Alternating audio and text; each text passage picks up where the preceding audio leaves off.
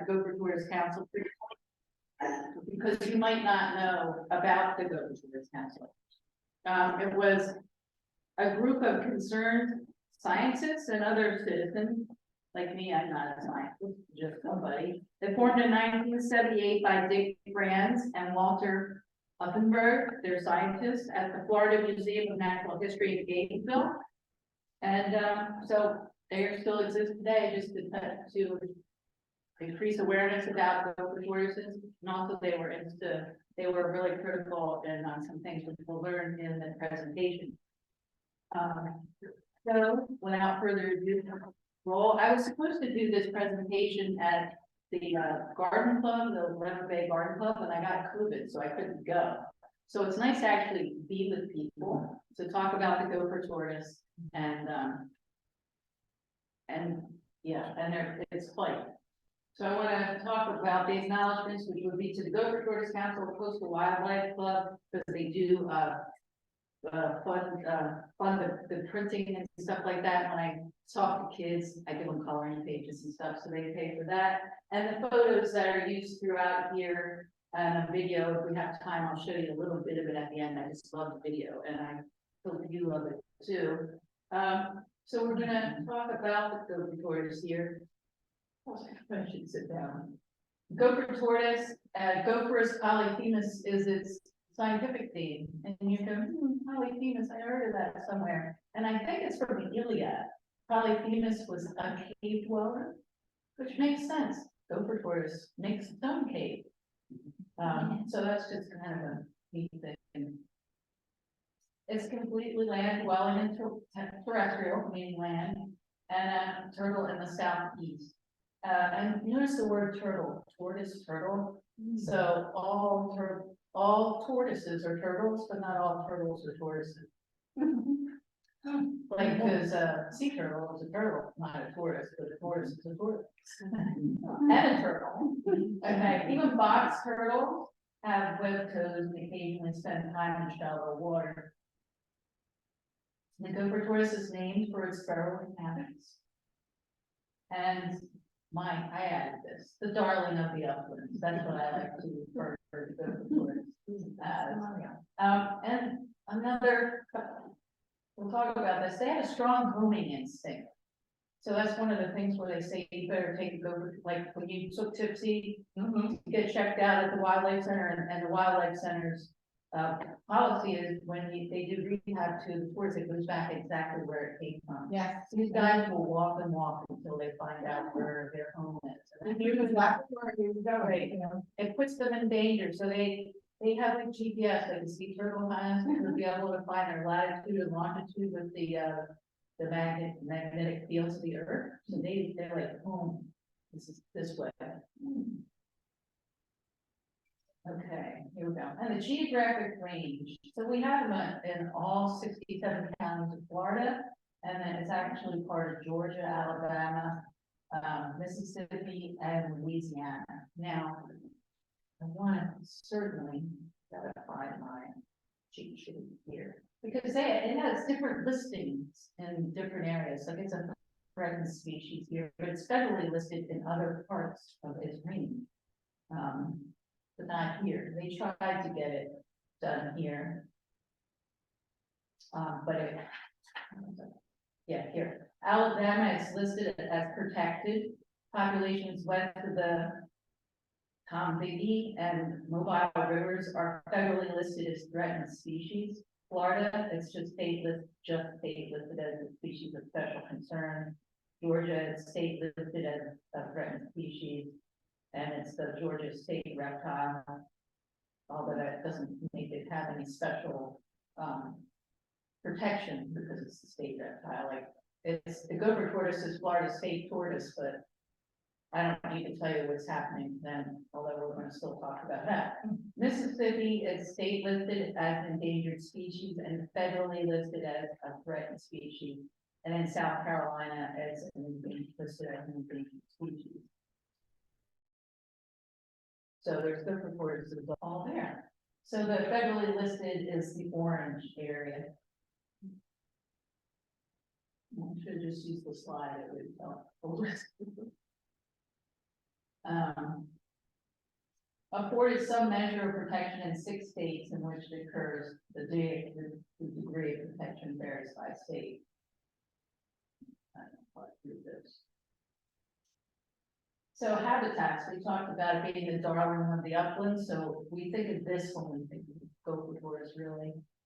But we know they can be found around roadsides and in our backyards and in coastal dunes.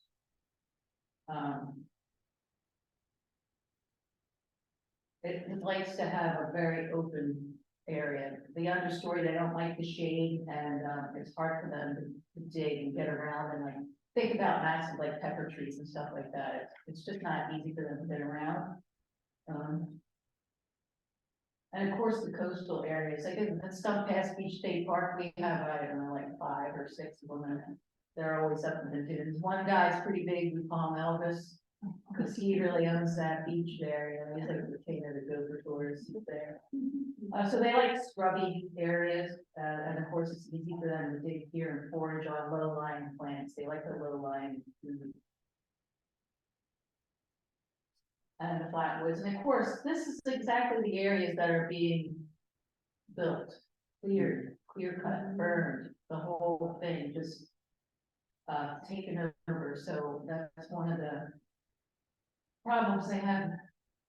They have less well-drained soils, overstory of log / high, the first herbaceous layer, which they love to have, so they can forage on it.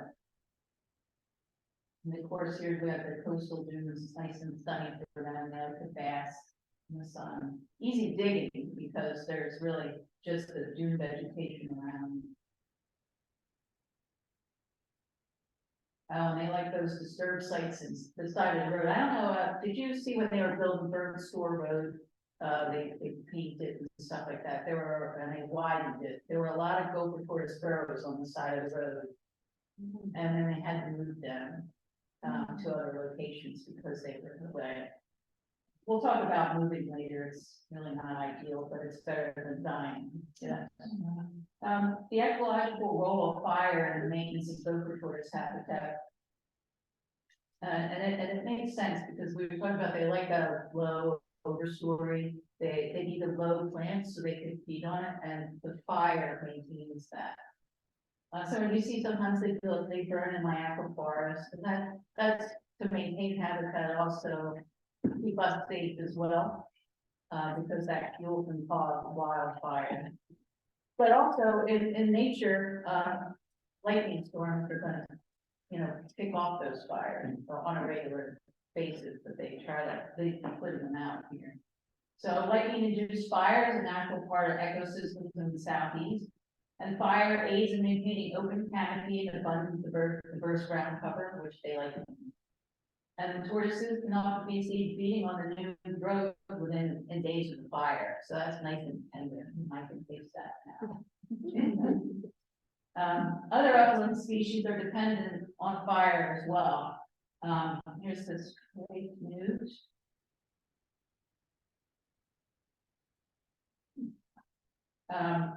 And it's become rare throughout its range too. I haven't even seen one here. Has anybody seen one in Florida? I don't know. Yeah, it's so rare. It's proposed for federal listing. And both upland habitats and ephemeral ponds are needed for this species to complete its life cycle. An ephemeral pond is just a pond that shows up for a short time. So the newts go there and then they spawn, and then so they live on land, but they need the ephemeral pond to reproduce. So other upland species that are dependent on it is this guy here, the sand skink. It's a burrowing reptile that eats sunny patches of loose sandy soil. And occurs only in sand ridges in Central Florida, so we don't have them here. The state and federally listed as a threatened species. Like, did anybody ever hear of sand skink? No. It's like these little things we don't hear about, but they depend on the same kind of habitat as the Gopher tortoise. Other species depend on it. This red-cockaded woodpecker. Any bird watchers in here? So we do have some in Charlotte County, but only in the Babcock web, and there's no It's federally listed as an endangered species and threatened in Florida. Lives in cavities in the longleaf pine habitat. This is probably why we don't really see that many of them around, because how much longleaf is around here anymore. It requires frequent fire to maintain an open understory. The scrub jay also benefits from fire. Most scrub jays are probably at Shamrock Park. And also Oxfordshire Park, I understand is there. But this red cockaded woodpecker, Florida hosts about 25% of the remaining ones. So again, Charlotte County, like I said, only Babcock red web, and there's no sightings in Sarasota County. How big are they? I think they're about this big. They're really not that as big as affiliated, but they're smaller. And I did see some last time I was in Babcock. Still again, other upland species. This guy here, I looked him up. This Sherman's fox squirrel. Yeah. It's supposed to be here. Its range is a large part of peninsular Florida. We have one at the Wildlife Center. Do you? Yeah. Okay, yeah. I haven't seen any. Because they have the funniest little ears. They're really cute. Formerly widespread and is now declining. Right. The bees in open grassy areas, because there aren't any blacks, right? And the Gopher tortoise burrow, we've all seen something. We've seen a Gopher tortoise burrow like that. I just want to talk a little bit about it, how it is crescent or half moon shaped. So of course, that's like the tortoise's body.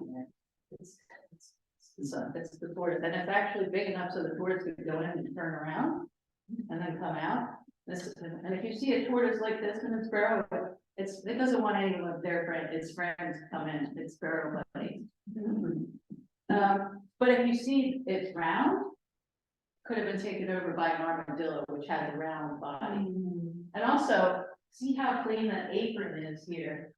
The Gopher tortoise is a very good housekeeper, and keeps that apron clean. If it's round, then it's like an armadillo, he's a slob. There's all stuffing, and there's all kinds of leaves and stuff in there, so he's not a very good housekeeper. But it offers protection from variations in temperature. So there's a fire in the forest. Everybody going to Gopher tortoise burrow, it keeps everybody safe. It still maintains a nice temperature, and keeps them safe from predators, unless you are a burrow associate and there's a predator in there with you, which could happen. Like if you're a mouse and you're in there and there's a snake in there too, you might be curtains. But usually there's only one opening, which acts as both the entrance and exit.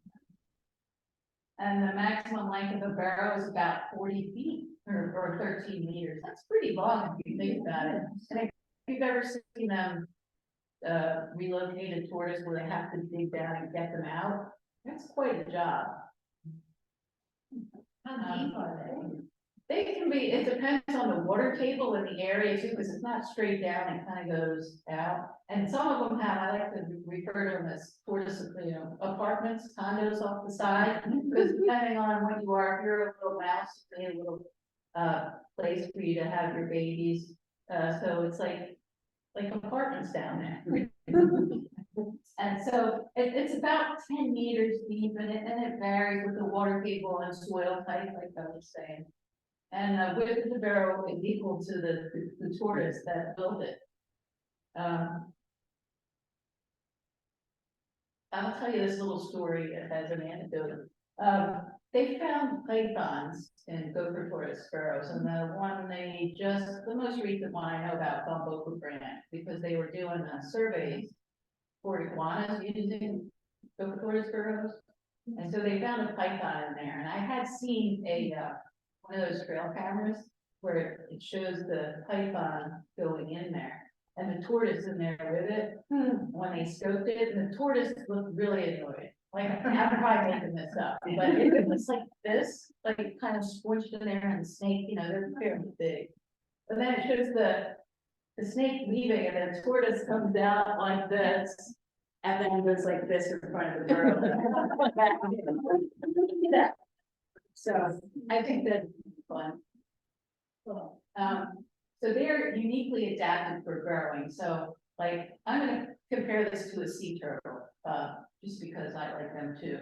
Look at the front, arms, because I can't call them flippers, right, because they're arms, that have claws on them, they're like little shovels, they're like skates that can just, and you've seen gopher tortoises throw that sand, they move a lot of sand. And, to make their burrows, so they're like perfectly adapted for making those burrows, and in fact, when they're born and they're like this big and lemon colored, they start burrowing right away. And they need to, because they need to get out of the way, because a bird or something, they're still a little soft, so they're like tasty for any kind of bird that wants to pick it off, so. And of course, a clutch of eggs, there might only be 9 eggs in a gopher tortoise's clutch. So, well, let's hope they keep prospering, but, only 9 eggs, that's not very many, as opposed to like a sea turtle, a loggerhead lays about 120, and multiple clutches to season up to maybe 8, so. So these guys are adapted for burrowing. They like 4 limbs with long claws, elephantine hindquarters, which is the cutest little stubby legs in the back. They do look like an elephant's foot, and so that braces them when they're digging. And they have a low dome shell, like, so we like to say like they're helmet shaped. You know, dome shaped. So their burrow associates, I crack up about this number, more than 360, like, I think it's like, they're saying more than 365 and sometimes 370. And so there was a photo of a trail camera just the other day on the Gopher Tortoise Council's Facebook page. And it had this bobcat doing kind of this. It was like photo bombing the tortoise that was superb. I just really got to look at it. So if you look at this is what I was talking about, it looks like little apartments. You can see the mouse up in there, and the mouse has a little exit for itself. But all these other things, so you could have, I mean, they pretty much recorded almost everything in there. Spiders, dung beetles, frogs. Sometimes you might see an extra tortoise in there. It can happen. But a lot of times they're just by themselves. And the males are the ones that go and look for females. So they kind of go when it's time to mate, looking around to see who's available and willing. These guys, they're called burrow associates, so when I'm talking to kids, I like to say, never put your hand in a hole where you don't know what is there. I've seen a coral snake when we were doing the burrow studies. Coral snake came running out of one, so yeah, this is actually more dangerous than a coral snake, because a coral snake's not gonna, you know, their teeth are different, and a lot of people that get bit by those, or it's in the webbing, or they're dry bite. This guy's gonna lurch out at you, so. And they're not docile at all. Okay. Some species appear to be somewhat dependent on the tortoise burrow that they're called commensal. And a lot of these things, so we like to say, the tortoise makes the burrow, he's the ecosystem engineer for all these other critters. So they depend on the tortoise for their shelter and safety. And of course, too, down in that burrow, it's like a nice 70-ish degrees all the time. So hot or cold, they're maintaining a nice temperature in there. Sometimes I wish I could jump in there and keep cool. Here's a gopher frog. I actually did see a gopher frog in the gopher tortoise burrow, and I was like, when I was at Archbold Center out there right in the center of Florida, it's over towards Sebring. They have a lot of gopher tortoises there, and a lot of studies happen there. And when we were scoping a burrow, there was a gopher frog there, and I was like, never seen one. I haven't seen one since. It spends most of its life in the tortoise burrow. I guess that's why you don't. They can live in other cavities, but they live there, and I guess that's why they're called gopher frog. And they leave Other bird breed in temporary ponds, again, that's those terminal ponds. So they depend on that. It's listed as a species of special concern, no, not surprised. Few other commensals, oh, beautiful, beautiful snake, the indigo snake.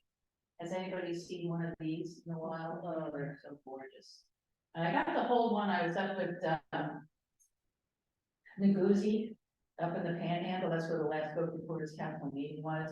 So when they had a couple that were in captivity, and they are the silkiest feeling snakes, very docile. And incidentally, they're the longest snake in the eastern part of the country. Longest, like 12 feet, they get long, like the coach would. And they differ from black racers. If you saw them together, it would be like night and day. That has like a little purple chin where the black racer is white here. And these are just glossy and smooth, and the keels of their scales are just gorgeous. Where the black racer is not as shiny and well heeled like that, I'd say. Well heeled, well heeled. So, oh, this is saying 8 feet. Sorry if I correct me. Glossy black, red head chin. Federally protected or threatened species. I've ever seen one in the wild. Anybody? Someone doesn't like it. Here's this Florida mouse. The Florida mouse occurs in Peninsula Florida, and I put not here. It's not here. Inhabits small tunnels that it excavates off the main tunnel of the Tortoise Trail. Like we saw that in the little mock-up. It's a state listed as special concern. Oh, here we go. The eastern diamondback grouse. Also located about 4. They're gorgeous. They're the most beautiful snake. They're large. Yeah, and so people don't quite understand snakes and want to chop their heads off. These guys, if you try to chop their head off, you might likely you got a higher chance of getting bit. Straight for the hose to go on its way eventually, go away. But they're a cryptic species. They don't want to be around people at all. Like, they probably know we're gonna kill them. Yeah. So they spray them with a hose. If you see them in your yards, they'll move on. They can be seen and that one's really healthy, that one in the picture. Be on their way, they'll go in and go through the sparrow. I kind of wish I'd seen one in there, but I haven't. I don't want to see it too close though. We'll call you next time when we're really. I would love to take a snake handler course so I can do that, but I probably should mention here, there is a guy that does this, that's on Google Maps. I have his name on my phone. You can call him to relocate snakes. We have a pair, we're got, Sam and Pam and Sam. Okay, great. We live in Englewood Isles, we located all of our, 4 of our diamondbacks. That's great, because a lot of people, they just. They're on a wall, they're on a wall for over. So yeah, remember you can see there could be venomous snakes in there. There's a coral snake, so there's 6 venomous snakes in Florida, and we don't have the copperhead down this far, we don't have the timber rattler down here this far. Not saying it could never happen, but if you know 4 of the snakes we see down here, you're good. That means everybody else is a good guy.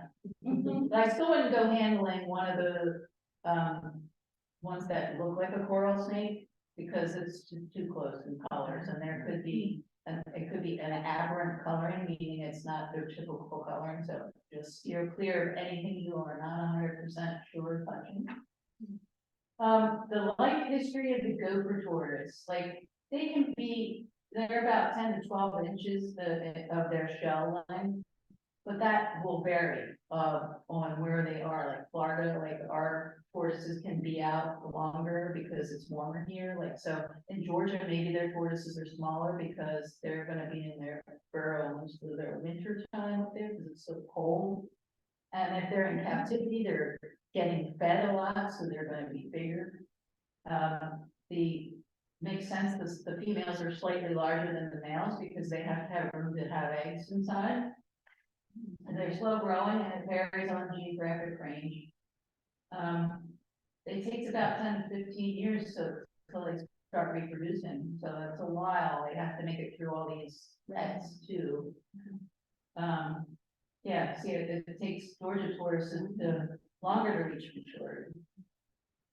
And they may live 40 to 60 years, but there's very little data to prove this out, but we have Gus, who's 100 years old. Does anybody know about Gus? Gus used to live in Florida, and before there were a lot of laws in place about taking tortoises, somebody picked them up while they were down here visiting.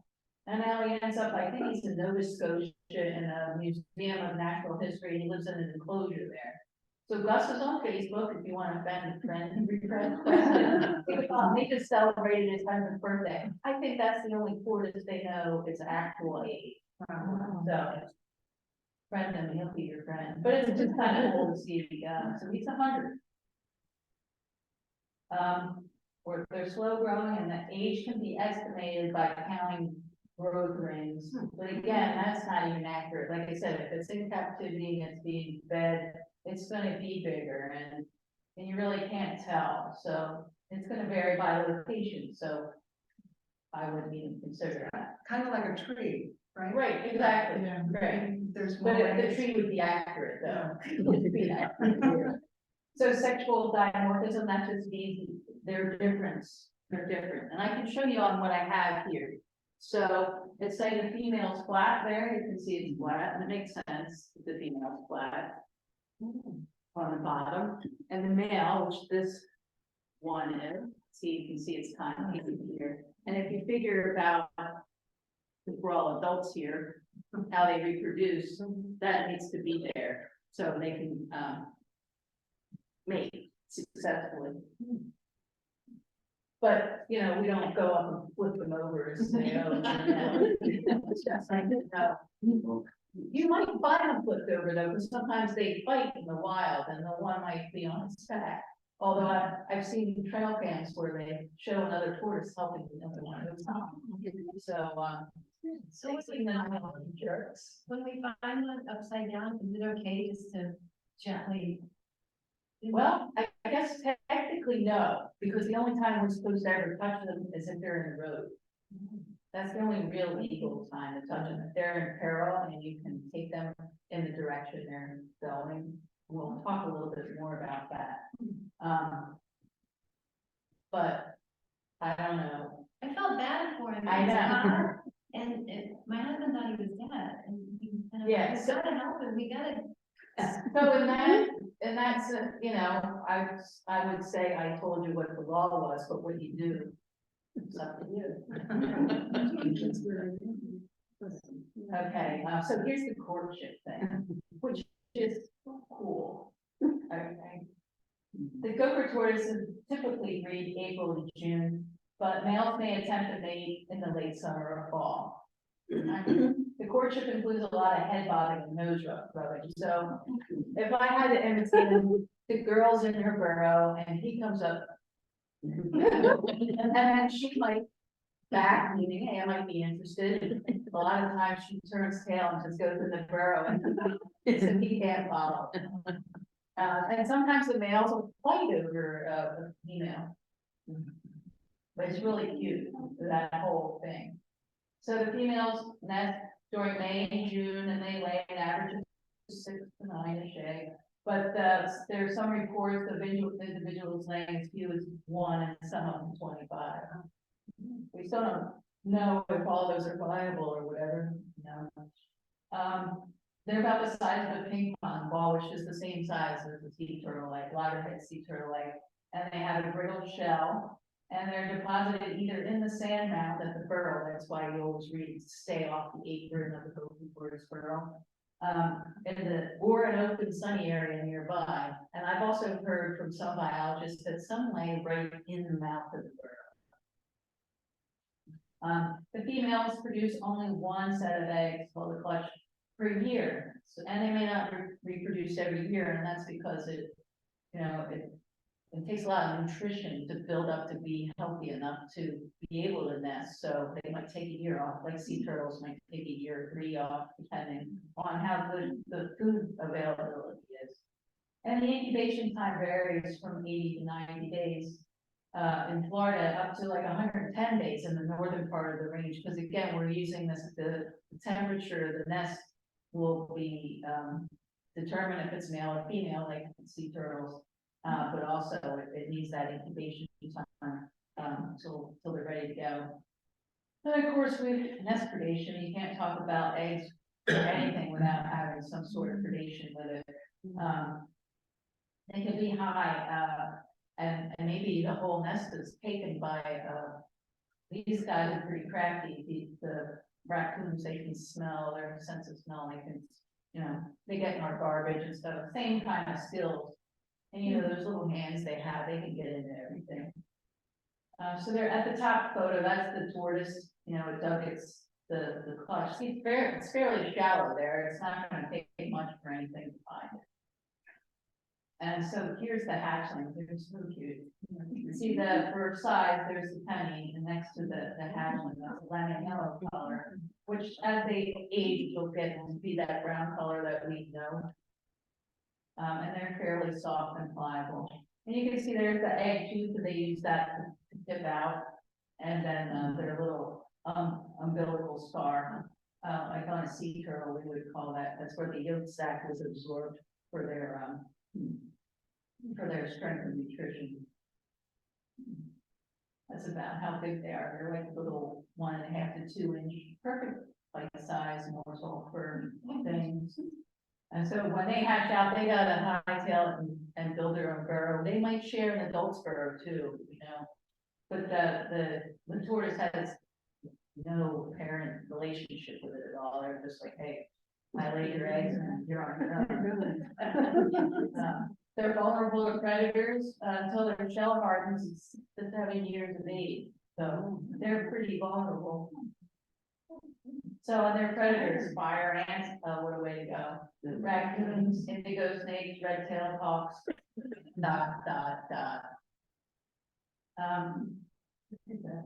The feeding habits, they like grasses or herbs, spores, and fruit. Prickly pear cactus, stinging nettles, gopher apple, brown cherries, stuff like that. So if you have them in your yard, you can plant native plants to keep your tortoise happy and well fed. Some people, you should never feed your yard tortoise because they're more than able to do it themselves. And we know fed tortoises, fed gators, fed sandhill cranes, I can go on, dead. Fed gators, dead gator. Same thing for these guys. They'll become acclimated to seeing humans and come out. And that's like, here I'm ranting. That's a death sentence for them. Their home range varies, but think, and can vary seasonal. Like my guy that lives next door to me, he was there and now he bailed, and he probably maybe he's gonna holiday over at my neighbor's yard because he's not gonna go over too far. He's probably got another burrow somewhere. But I don't wanna, go creep on him and bother him because that'll make him go. So to give you an idea, it's like a 1/4 acre, and that's what we're all seeing. Maybe we have one tortoise and our neighbor has one. There are some papers out that say, the ideal thing is no more than like 4 tortoises an acre or something like that. I can tell you another story later about something like that. The males tend to have larger range. Like I said, they go and they seek out the females to mate with, willing females to mate with. And they kind of stay fairly close to the burrow. And in fact, they spend about 70% of their lives in their burrow. So when we see them, it's like we're lucky to see them. Why they're on the decline, and there's a few problems and solutions. So in the past, people used to eat gopher tortoises. And they used to call them, in fact, one of their nicknames is Hoover Chicken, because there's a tortoise in every pot back in that time. And I can't even imagine that. So this is the important bit about the Gopher Tortoise Council. I was saying that they were important.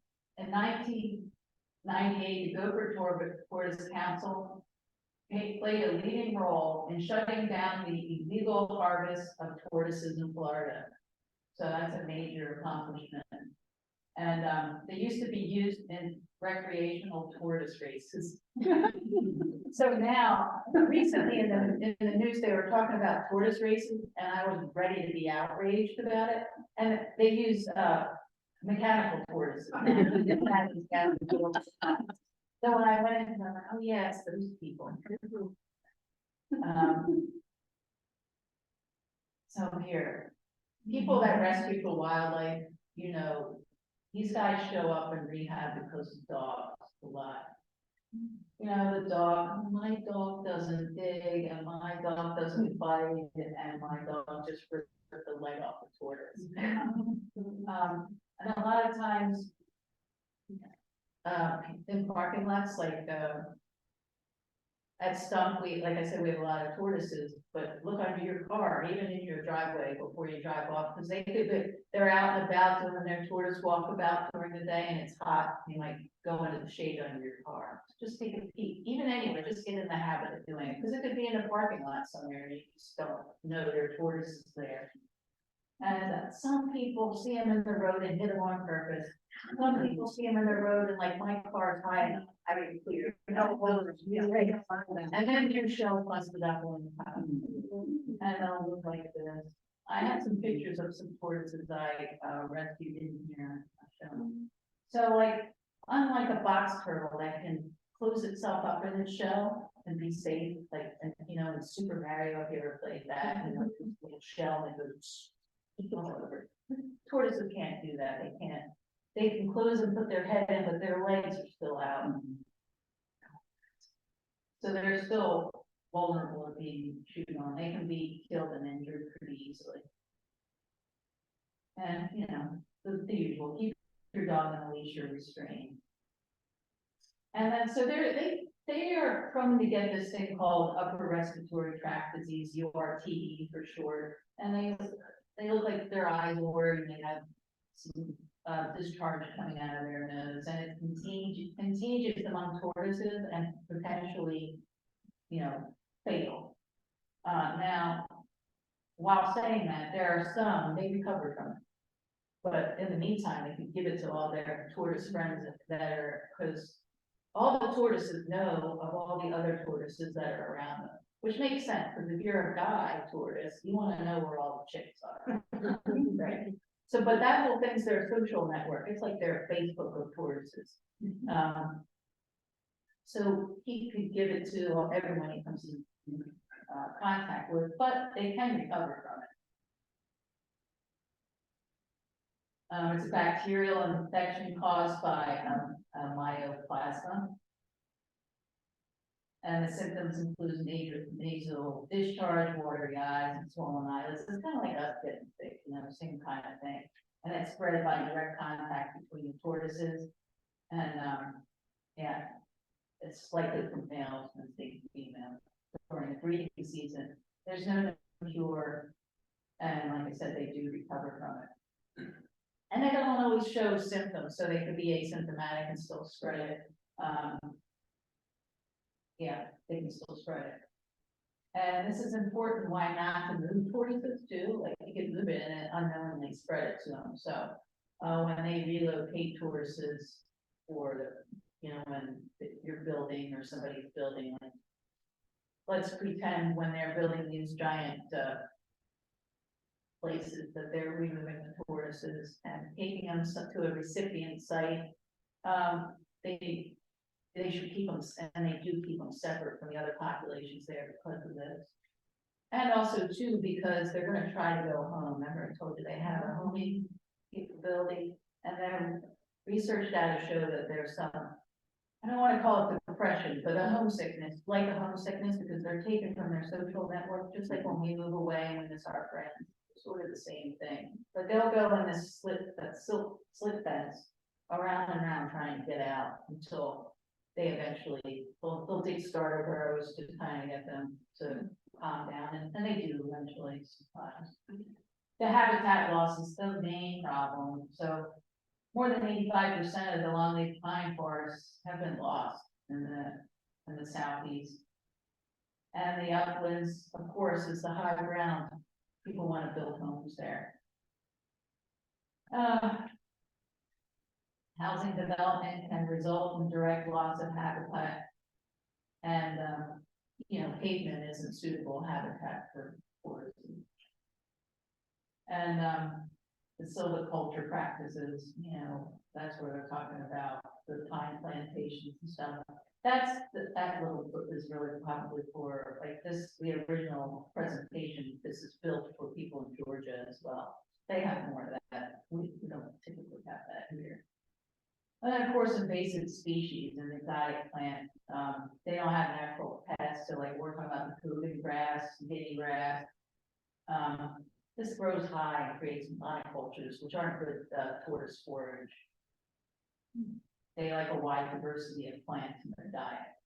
And the exotics can crowd out those the natural plants or native plants. Here's the Gopher tortoise and the roads. And of course, the roads go along with the development we're seeing. And the roads destroy habitat.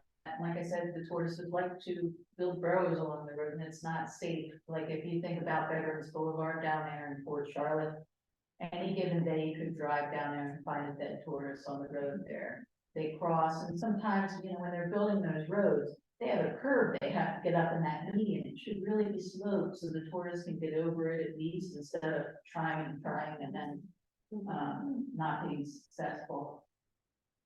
And then they end up getting hit. So they have at best fragmented habitat. And they're they get killed trying to go back to their burrow because of the road. And of course, fire suppression, you can't have that fire, so we're gonna have high overstories, and it's unsuitable habitats. So they have this thing called mitigation, okay? And you probably already know about it. So they want to build a housing development. They do a survey and there's 10 boroughs there. So they have to pay to move the boroughs. Now, if they had an old permit, which some builders do, and I don't know why they didn't void these things, you're allowed to just pave over the tourists. You don't have to move. So there is a certain amount of these permits that exist. I don't know how many. And it was before actually good records were kept, so I don't even know if anybody's except the builder. But the ethical way to do it is to, 10 boroughs and pay to move those. And for these big builders, we're not really talking about a lot of money. I mean, it might be a lot of money to us, but if it's 50 grand to move them all, and you're building a multi-million-dollar project, that's chunk change. And I'm saying this out of me, like Carol McCoy's opinion. Okay. So they pay to move them, they pay someone that's permitted, that's a Gopher Tortoise agent, and they take them to a mitigation site. There's not many that have space left because there's so much building going on, there's nowhere to put them. So they've come up with new things where you can just move them onto your, keep it on your property, and there's an area so the tortoises aren't disturbed. That's probably the best way to do it. But so there's a place called Split Oak Forest. It's up in Orange County. And that was mitigation lands that they paid for and they can move tortoises to. And so they moved tortoises there, and now they want to build a road. So it's supposed to be, this is again Carol McCoy, single person's opinion. You made mitigation land there for the tortoises, and now you want to move them again because you want to put a road through there. What happened to in perpetuity? So we're finding that in perpetuity doesn't really mean in perpetuity in some cases. So if you're gonna donate land, make sure you say, I mean forever, you can't ever build on this, or you can't have it. Okay, so the incidental take, I think that's what I was talking about. They maintain large tracts of land with established populations in the region. Okay, on-site relocation, which I was talking about for some building projects, which is really probably best for the tourists because you're bothering them less disruption. The off-site relocation, where the tourists are moved to another area and lease. And that's where they'll put up the silk fence so they don't try to get home, and they try to acclimate them into the area until they build a burrow and kind of settle in. sometimes can take a year. Although it's not common practice in Florida, several other states occasionally relocate tourists. As though it's not as common in Florida, it's probably because they don't have as much building as we have. This is probably a good time I can tell you that story I want to tell you. So I'm going to go on a little tangent. So, Deep Creek Elementary School. Well, I don't know how many years ago, but they had a permit to have a tortoise in their back pen. So like for kids, so it was a pendant area and there was all this grass and there was a burrow there and a tortoise. So over time, this area, people were dumping their tortoises there. Like 15 tortoises end up in this pen because, you know, they want to build on their lot. Oh man, tortoise needs print in the dark cover at night. And so what happened is all the forage plants gone. So it wasn't like I said, it's like 4 tortoises an acre, I believe. That's the ideal. So there's 15 in a room in an area that's way smaller than this. So all the herbaceous areas were gone. So they had to move them somewhere. So CWC, Coastal Wildlife Club, was asked to come in and help. So we did like the FWC, there's a certain way to move them in boxes, and they had a place for them to go, and they went up in Aiken Preserve in very South Carolina, because they were trying to reestablish tortoises there. So they took them up there, and a couple of Gopher tortoise meetings ago, that was where our meeting was, and we got to see all the tortoises there. So they're doing fine, but it was just dicey there for a while because like the human element of things, I don't want this tortoise on my property, I don't feel like paying to them, I'm gonna just dump them here. And that could have been really bad. They could have all died because there's no food. So it's like having a cat and dumping them on a farmer's land because they need a mouser, you know, now. So I'm tangent, I'm done with the tangent, but I think that's a good story just to add to that. There was the relocation, the good, it saves toward individual tortoise lives and can be used to restock depleted populations, which I just told you they went up to southern South Carolina because they had a depleted population. But then we also lost those Florida tortoises, and I hope they're not too cold up there, you know. So you can gain increased knowledge of tortoise movements, and unfortunately this is outweighed by the bad and the ugly, which here will go. The net loss of the tortoise habitat can't be, you know, can't get it back. It's stressful on the tortoises, like I told you, they have a social system, which we learned, you know, because some scientists were studying them, and they noticed this social network.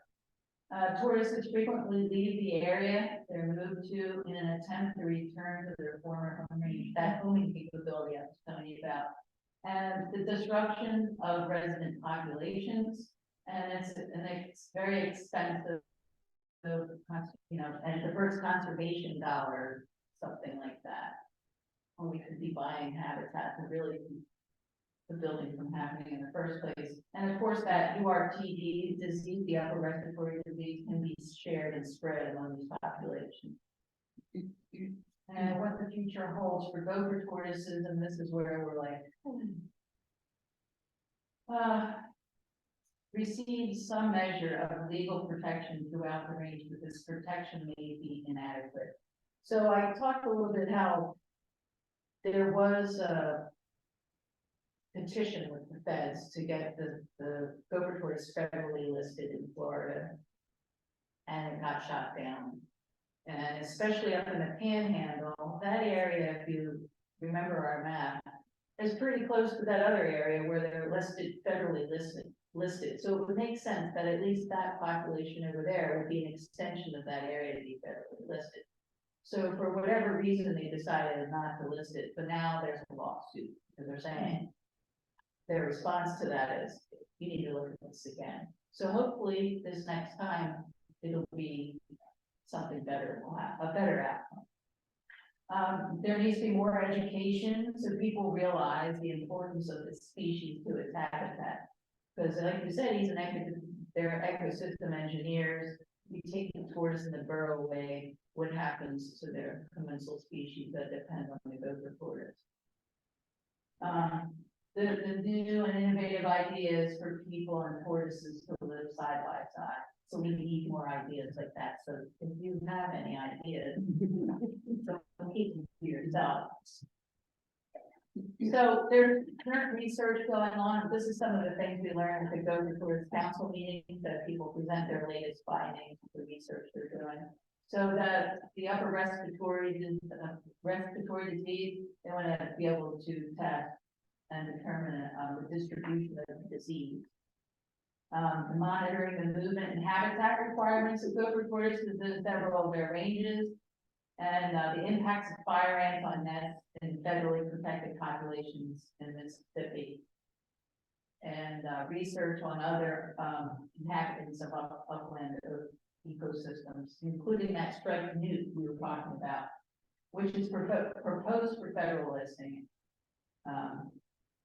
And then, of course, the hognose snake. Yeah, that's another one. Has anyone seen a hognose? They're pretty cool too. We had, yeah, what, those people who really read our snakes, they have pets, and we had a seminar here on snakes, and they brought They got the hognose. Yeah, there's a little drama in that one. The land management and prescribed fire. You know, that prescribed fire, they literally write a prescription for an area, like a doctor would write a prescription for it, like, oh, this needs to be burned and it needs this much burning, and it can only happen on days where the wind's like this and that. So it's set up, they're set under carefully controlled conditions and to mimic a natural lightning induced fire. So if you haven't been, they have a fire fest in Sarasota County, and I think it's in February, because I was there with the table, and they were doing showing how they do the fires and everything. And it also can eliminate dangerous fuels that could burn out of control, which, you know, we have a lot of fires around here, and a lot of times because there's too much debris on the ground, pine cones, pine needles, whatever, gets too dry. This is a good time to mention this. So we're talking about the Nature Conservancy. They're buying land up to try to preserve the tortoises, land for the tortoises. The North Fork Conservancy, you might have heard about them. They're acquiring lots in neighborhoods that have tortoise burrows on them. And so then they're also landscaping them with native plants and things. So they're always trying to raise money to acquire new lots. So like in my neighborhood, my husband and I bought 3 lots near us, so we could preserve that for tortoises and stuff like that. And so people can't move in, and then, you know, mitigation banking, countrywide, then countywide measures in Florida. Citizens have voted for taxes dedicated to land acquisition in several counties throughout the state. That sounds like a good idea, like good use of some tax monies, almost kind of like the Florida Forever, which they really should be using more money to buy more land. And they just acquire some in the interior of Florida, so they could have that wildlife corridor of connectivity for panther movements and black bear movements. The Calusa Land Trust in Lee County borrows money to purchase uplands on Pine Island and repays them with donations. Gopher Tortoise Conservation Initiative and both public and private landowners assisting with land management activities to improve gopher tortoise habitat. We did learn about this one fellow in Georgia, where he grows trees, you know, for paper or some other thing, but also they have a lot of tortoises, so they actually manage some of the land there for tortoises, so they're not disrupted. Actually, really genius thing. The Tortoise Reserve Program works with threatened and endangered turtle species throughout the world and provides grants and technical assistance. And what you can do, here's number 1. They finally got approval for this plate, okay? And so to make them a reality, so they can start printing them, they need to sell 3,000 of them. So if you're interested, I have applications here, and it says what to do with them, but I forget how many that we're up to now. I don't know if it's 1,000 yet, but this will be great. So cars, trucks, I think motorcycles, AT, whatever you have, I'm sure there's a plate that you can get. So I have the sea turtle plate online, but if I acquire another type of thing, I'd go with this. Might need another car for that. I think I have enough. Okay, what you can do, and we already talked about some of these, is to landscape your property with native plants. And I do have a handout for you somewhere if you're interested over here. There's a list of plants, native plants that tourists would like to grab you one of those. Forage plants. Yeah, because the other thing that tortoises do is they are seed dispersers too. So like when they're around and they're eating things and, you know, their waste, which is kind of funny. It looks like grass, but there could be seeds in there, and that's the perfect germinating thing to get a new plant like this to come from. Be active in conservation organizations that promote habitat protection and management. And if you see an area being developed where tortoises live, don't keep it to yourself. Get loud about it. And because there are certain things that people have to follow, like in Charlotte County, I live in Charlotte County. So I know they have to have a survey done, and if there's sparrows, they have to move them. But some people are a little sketchy and they'll clear land in the dark of night just to get it done. And it's bad. Like, I knew down the street from me, there was a place that had at least 5 sparrows on it.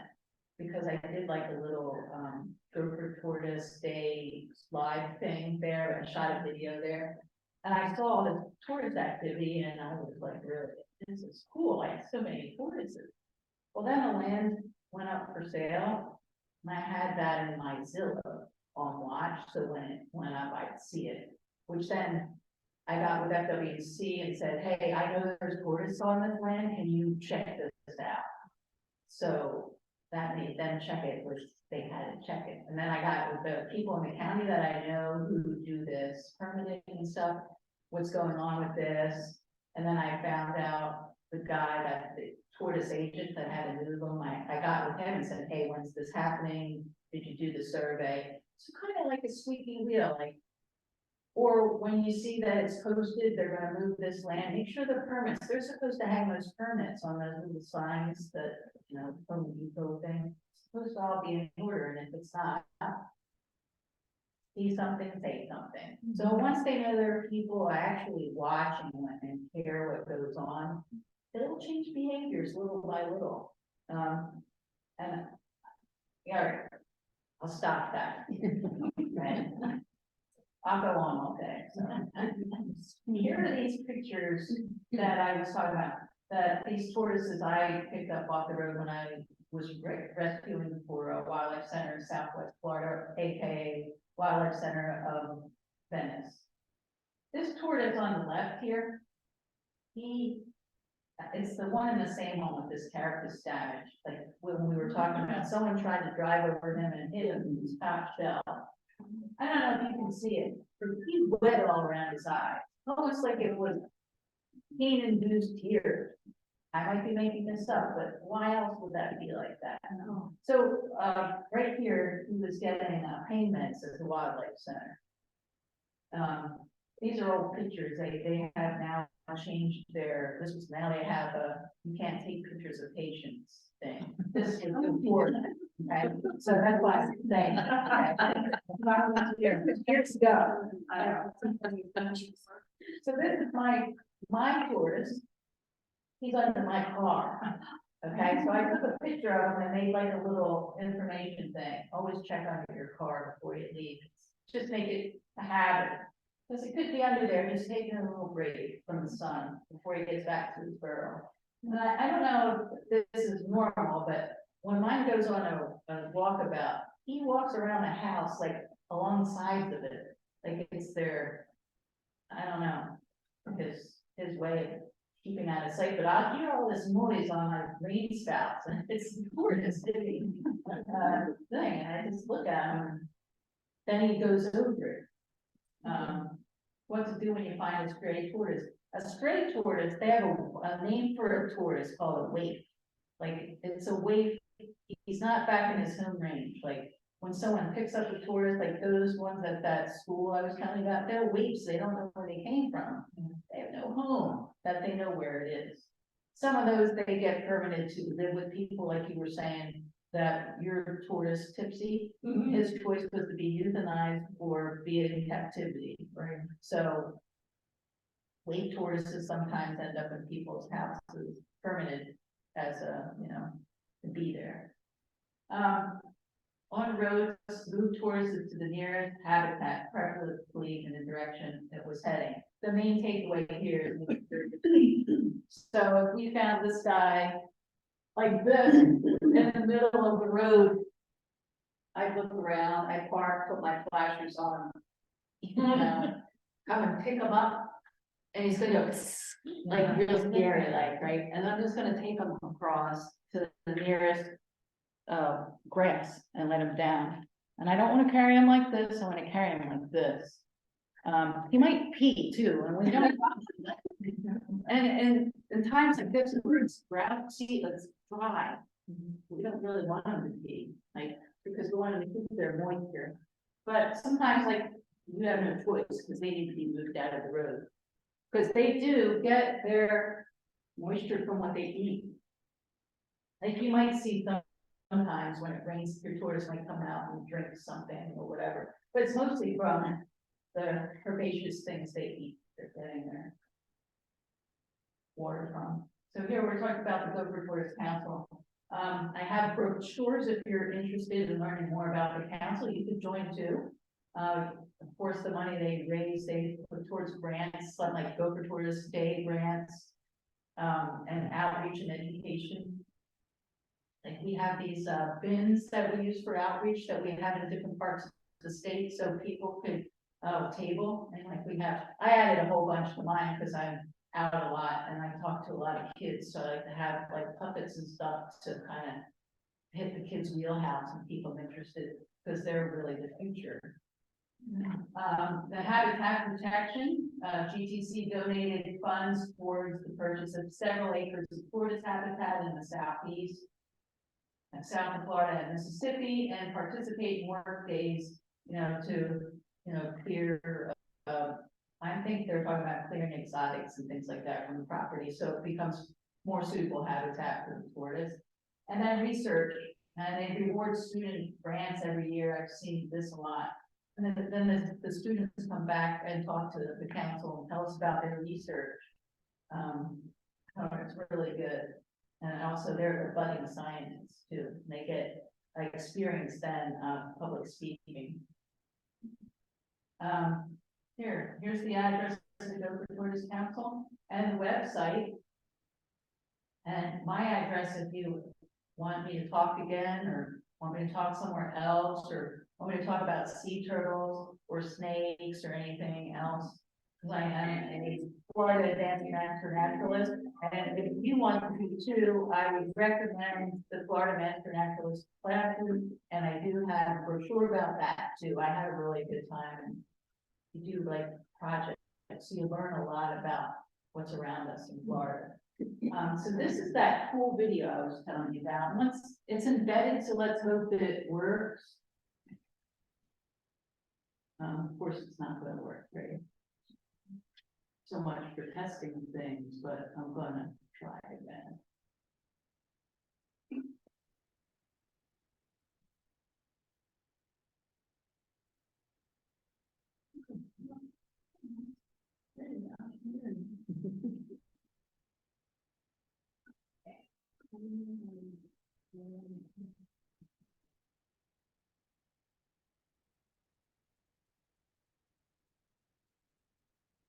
You can't hear that, can you?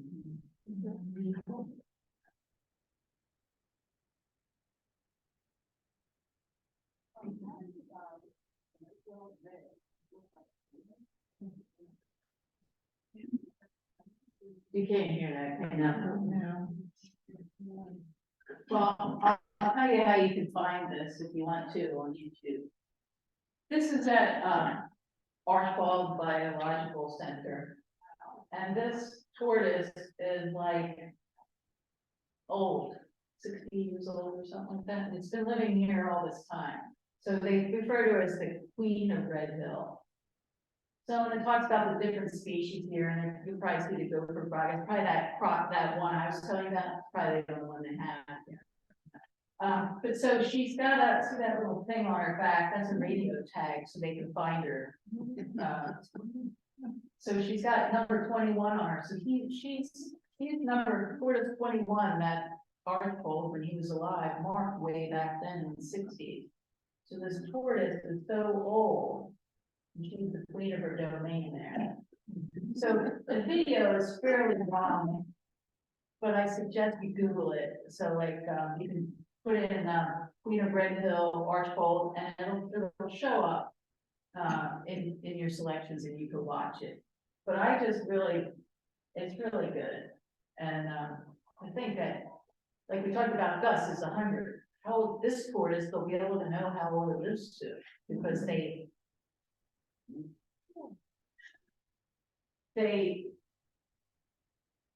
documented her, like when she was small, so they know how old it is. So it'll be interesting to see how old. Well, we might all be dead. She would still be going. Like I feel that that's what would happen. But also, if you can visit out there, I know they do have some programs. I would highly recommend it if you haven't been. It's just really nice to be able to walk around there. I'm not sure if they're open to the public all the time, but it really is a nice facility. So what else? Yeah, so any questions? I'm gonna turn this off. Are gopher tortoises related to desert tortoises? Interesting you bring that up. They're like the same type of tortoise, but they're different. Like, of course, because they're different species, like, but they're the same type of, it's a desert tortoise. They are federally listed out there, and they're in bigger trouble than our tortoises are here, because the number are so fewer. But they have the same thing, same digging, the same burrows. I think I just read the other day, kind of like, I'm from Pennsylvania, and we're responsible for Puxatawny Bill, sorry. But they do the same thing with the tortoise, like when the tortoise comes out, like, it's like, oh, the tortoise came out early, I think it just came out now. Yeah, my girlfriend has one in her neighborhood, she just came out. Yeah, see, so they make a big deal out about that, like we do groundhog, but to me, that tortoise is cooler. And they've had so many, it's got a name, that tortoise, I forget it, the name they named it. But they're also out there. Another problem that it wasn't in the slides for solar farm, right? That's their problem out there in the west with the desert tortoise. They decimated the desert habitat to put up solar farms. So they lost, I don't know how many tortoises, but they have the same sort of habitat fragmentation and loss in a different way than our tortoises do. I had heard that they migrated during the time when the land was connected. They migrated from the west to Florida, to this area. Yeah, I read that as well, and that's cool. So then there's two distinct populations, and they have different adaptations, but the same sort of thing. And like, I was in the Galapagos last year, so I got to see the giant tortoise there. So there's a few different varieties of those, and to hear that their problems versus what we have, but they sort of have the similar things happening there. And like they had problems with tortoises getting diabetes from this is crazy, right? From exotics that were grown there with fruits on it that had too much sugar. So the tortoises were showing up with diabetes. They were getting rid of these exotics, and I still have to do that and get rid of these. So yeah, it's like stressful, right? Like you learn about the plight of these things. Like, what can I do? I feel overwhelmed, but there are things we can do. As we're saying, let's start small, plant for our own yards and tortoises, native plants and species, the species they like to eat. Also see something, say something about building around. The road that they're putting in just isn't related to tortoises, but still habitat loss for other creatures. I was going out to 75 and it was like first light or something like that. And I looked and, all the digging and stuff, you see this, and you're like, oh boy, this really has to sink a little bit. But there was a coyote at the side of the road just looking, like, I'm like, oh, boy. And like, so people complain about the coyotes being in their neighborhoods, but it's like, they have nowhere to go, so where are they gonna go? So I have at least 3 holes in my yard. Does that mean I have 3 turtles, or do they live in different places? So you could have 1 tortoise or 3 tortoises, one might be a summer burrow for another tortoise. I know there's one that's extremely bigger, and I've seen 2 that I would call medium size. So I'm thinking maybe I have 3. Yeah, so when, like I was saying, it's sometimes more than 1 tortoise could share a burrow, it could. If it's inactive, there's probably other critters that live in there, like I have a connected burrow, I've seen snakes come and go from there. Which is kind of cool, because it's over by my pool and my cat sits there and watches. It's like a traffic in and out of this burrow, and the cat's transfixed by it, you know. So, and the burrow is protected as the tortoise is, so we can't fill them in or anything. Some people, here's another thing. I have this tortoise on the side of my house, my foundation, and it's gonna over my house, it's gonna. There is never any, there's not one documented case about somebody's foundation being compromised by a tortoise. I asked around and I also looked, but I see a lot of people really upset about it, and it's, yeah, tortoise burrow, yeah. Do they feel pain on their shell? Like if Yeah. they get run over?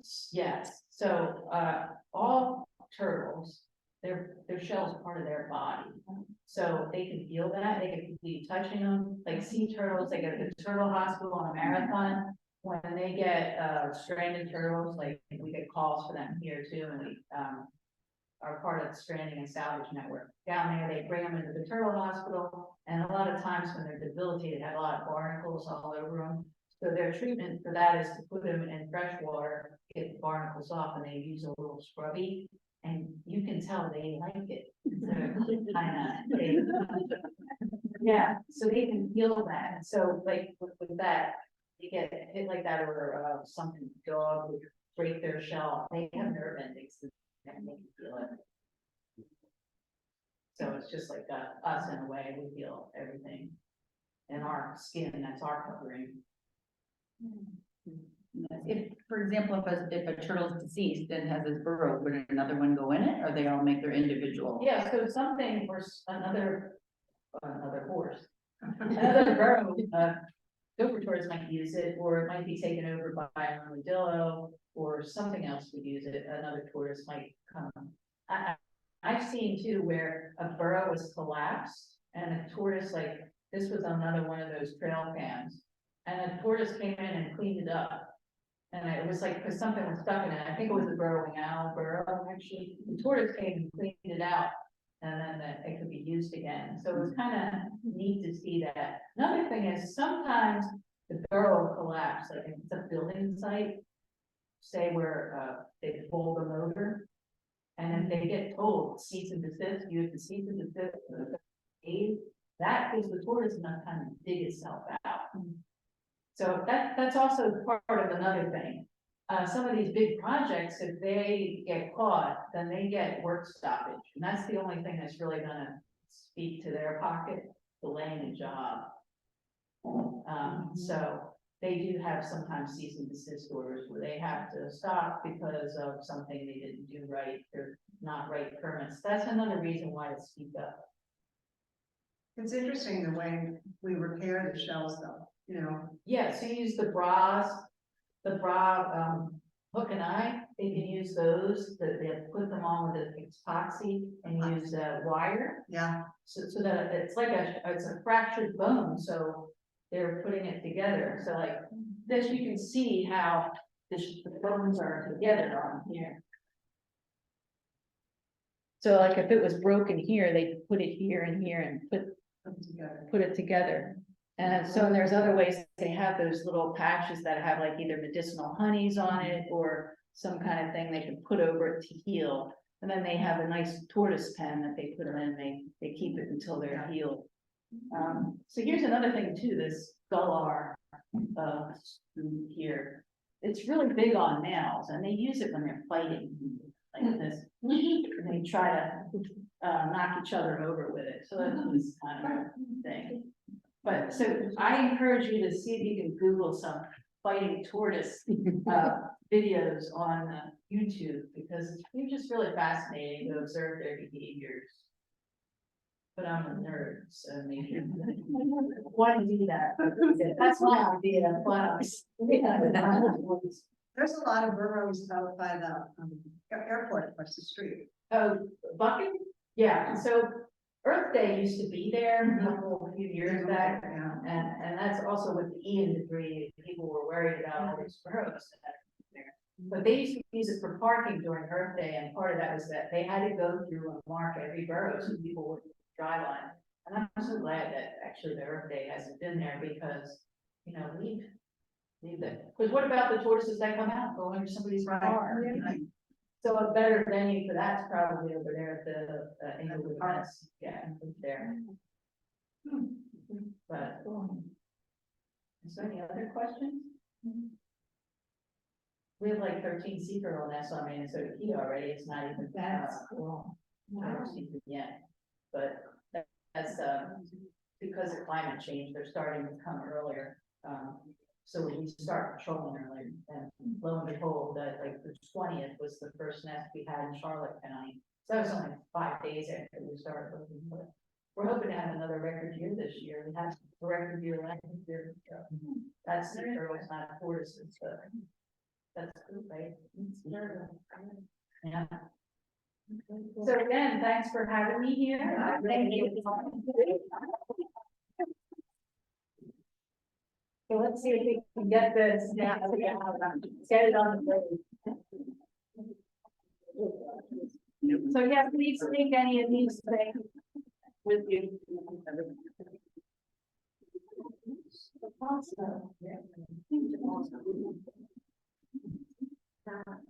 Now, there's a pretty amount of applications for that. I feel right over there in the middle